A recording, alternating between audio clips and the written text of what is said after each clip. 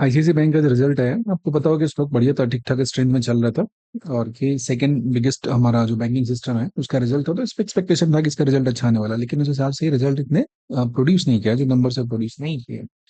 Overall इसका profit में 4% का डिक्लाइन भी हुआ, तो इसको हम लोग थोड़ा समझने की कोशिश करेंगे, क्योंकि जरा ध्यान से देखिएगा कि जो हमारा बैंक निफ्टी है ना, उसको ये दो bank, ICICI bank and HDFC bank, दो को मिला के अच्छे खासे तरीके से नचाया जाता है। देखोगे कि पिछले क्वार्टर में अगर पूरा ओवरऑल बात करें तो बैंक निफ्टी का भी अच्छा खासा उसमें शिफ्ट रहा है ऊपर की तरफ। ये बैंक भी अच्छे तरीके से चला है। एचडीएफसी का थोड़ा सा ऐसा सेकी कंडीशन था, खैर उसका भी एनालिसिस करेंगे हम लोग। बट आईसीआईसी बैंक का जो भी नंबर आया है, दोनों बिग बैंक के नंबर आए हैं, एचडीएफसी के भी आए हैं और आईसीआईसी बैंक के आ रहे हैं। हम लोग सेपरेट इसमें आईसीआईसी के बारे में डिस्कस करने वाले हैं, और इसका दोनों का बहुत मेजर इंपैक्ट होने वाला है हमारा बैंक निफ्टी के ऊपर में, जो मंडे का ट्रेडिंग होने वाला है। तो कैसे वहां पे ये चीजें इन्फ्लुएंस होने वाले हैं, इसको समझेंगे जरा कि रिजल्ट क्या है और इससे हम लोग क्या फिगर आउट कर सकते हैं। ओवरऑल तो बहुत पॉजिटिव चीज नहीं है। एक तो इसके जो हायर अथॉरिटीज में चेंज होने वाले हैं, 3 साल के लिए उनका होने वाला था वैलिडिटी, शायद 2.5 साल का हुआ है, तो भी कहीं ना कहीं थोड़ा सा नेगेटिव एस्पेक्ट में है। ठीक है, खैर हम लोग जो इसका रिजल्ट के नंबर्स हैं, बाकी जो इनका गाइडेंस आएगा, किस तरीके से मैनेजमेंट का कमेंट्री आता है, उसके हिसाब से फिर हम लोग आगे का प्लान उसमें देखेंगे। अगर वो सही हो जाता है तो अच्छे तरीके से चलेगा। जैसे कि आप देखेंगे अभी हाल के रिजल्ट में इन्फी का रिजल्ट आया था, तो उसमें क्या था कि रिजल्ट उतना अच्छा तो नहीं था, लेकिन जो भी उनका मैनेजमेंट था, उनका जो भी कमेंट्री आया था वो सही था, और इसकी वजह से क्या हुआ कि मार्केट नेक्स्ट डे 5% अप चला गया था, स्टॉक वहां पे देखने को मिला था।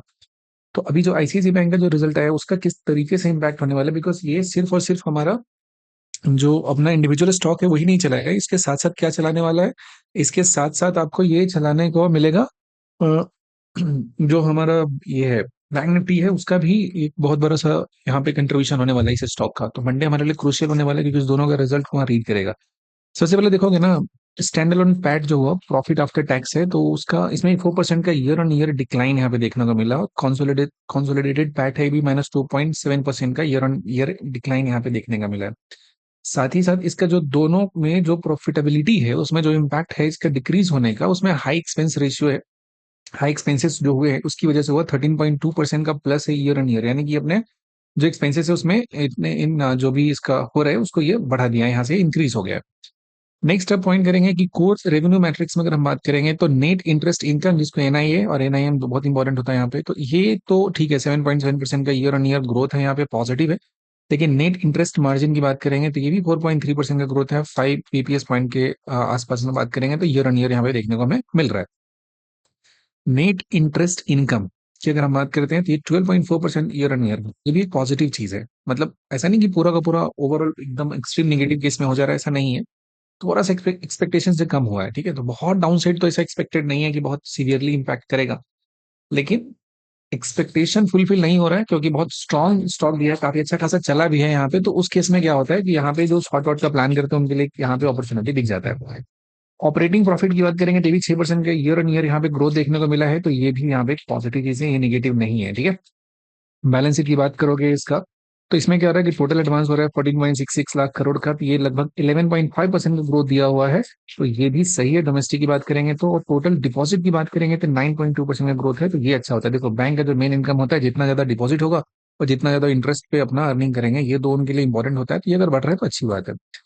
लोन टू डिपॉजिट रेशियो की बात करेंगे तो कैसा है, 88% दिया हुआ है, हेल्दी कैटेगरी में माना जाएगा, ये खराब नहीं है। यहाँ पे एसेट क्वालिटी इंप्रूवमेंट में बात करेंगे तो ग्रॉस एनपीए रेशियो है, इसकी अगर हम बात करेंगे तो कैसा है, 43 बेसिस पॉइंट का डिक्रीज हो रहा है। देख रहे हो ग्रीन में है, ये डिक्रीज हुआ, तो ये एनपीए जितना डिक्रीज होता है उतना आपके लिए अच्छा होता है।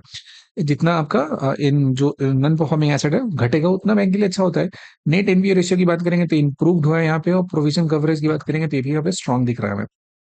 कैपिटल एडिक्वेशन स्ट्रेंथ की बात करेंगे तो कैपिटल सीएआर की जिसकी बात करते हैं तो 17.34% है, तो एवं 10.5% है, तो वो जो मिनिमम उसके ऊपर है, तो अच्छा कैटेगरी माना जाएगा। और ये रेशियो भी स्ट्रॉन्ग कोर पोजीशन में 16.46 पोजीशन में दिया हुआ है। तो की स्ट्रेंथ की अगर हम बात करेंगे तो कोर रेवेन्यू ग्रोथ हुआ है 7.7% का। Net interest income and dividend the pricing power and the loan momentum बढ़िया चल रहा है इसका। एसेट क्वालिटी है तो gross NPA fail 43 basis point, तो ये अच्छा है कि मतलब लोन है उसको रिकवरी अच्छे तरीके से लोग कर पा रहे हैं। डिपॉजिट ग्रोथ 9.2% है, तो expansion shows that customer confidence की ज्यादा लोग जा रहे हैं यहाँ पे, पैसे डिपॉजिट कर रहे हैं, तो वो भी यहाँ पे लॉन्ग रन के लिए क्या है, अच्छा है, तो ये भी एक पॉजिटिव वहाँ पे साइन देता है। लोन एक्सपेंशन की बात करेंगे तो 11.5% का एडवांस है ग्रोथ में, तो ये भी एक हेल्दी रेंज के कैटेगरी में माना जाएगा। जो इस बैंक के पास जो भी नेगेटिव बातें हैं क्या क्या है कि प्रॉफिट प्रेशर की बात करेंगे, जो हमने स्टार्टिंग में बात किया था कि -4% का यहाँ पे year on year decline signal हुआ है। तो कॉस्ट मैनेजमेंट कंसर्न है, इसमें थोड़ा सा कुछ काम करेंगे ये लोग, आगे की तरफ कैसा गाइडेंस देंगे कि अगर इसको ठीक करना होगा तो उसको बहुत ज्यादा नेगेटिव स्ट्रीट नहीं लेना चाहिए। एक्सपेंस इन्फ्लेशन की बात करें, 13.2% ऑपरेटिंग एक्सपेंस ग्रोथ है, आउटस्पेसिंग द रेवेन्यू। यहाँ पे ये दिक्कत हो जा रहा है। मार्जिन रिस्क क्या है, rate cut could compress net interest margin despite current stability. तो अगर ऐसा होता है इंटरेस्ट कट हो जाएगा तो फिर जो इनको इंटरेस्ट पे पैसे मिल रहे हैं, जो लोगों को देते हैं उनसे जो इंटरेस्ट कलेक्ट होता है उसमें थोड़ा इनको दिक्कत होने वाला है। कॉस्ट इनकम रेशियो की बात करेंगे तो ये भी अंडर प्रेशर है, और कंप्लायंस कॉस्ट थोड़ा सा बढ़ गया तो इसकी वजह से यहाँ पे दिक्कत हो रहा है। तो आउटलुक और कंक्लूजन इसका बात करेंगे, ओवरऑल इससे हम लोग क्या फिगर आउट कर सकते हैं।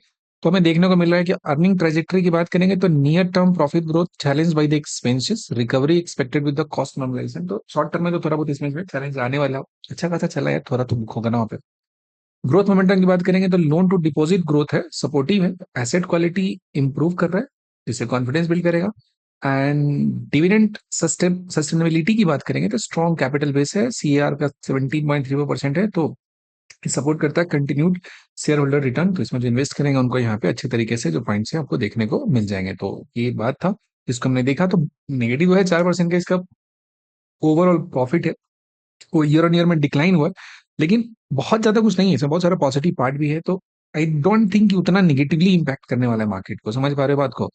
यहाँ पे एक ओवरऑल होगा कि थोड़ा बहुत नियर टर्म में थोड़ा डिप मार दे, ऐसा कर दे, फिर recover towards the later part of the day, वो रिकवरी वहां पे देखने को मिल सकता है। तो बहुत ज्यादा निगेटिव ऐसा नहीं है, ओवरऑल कहानी ठीक है।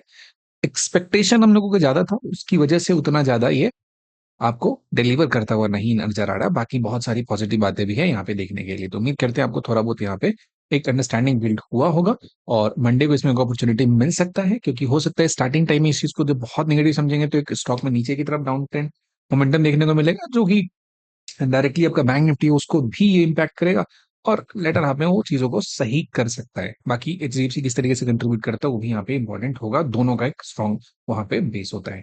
बाकी यहाँ तक देखने के लिए आपका बहुत बहुत धन्यवाद। कैसा लगा जरूर बताइएगा।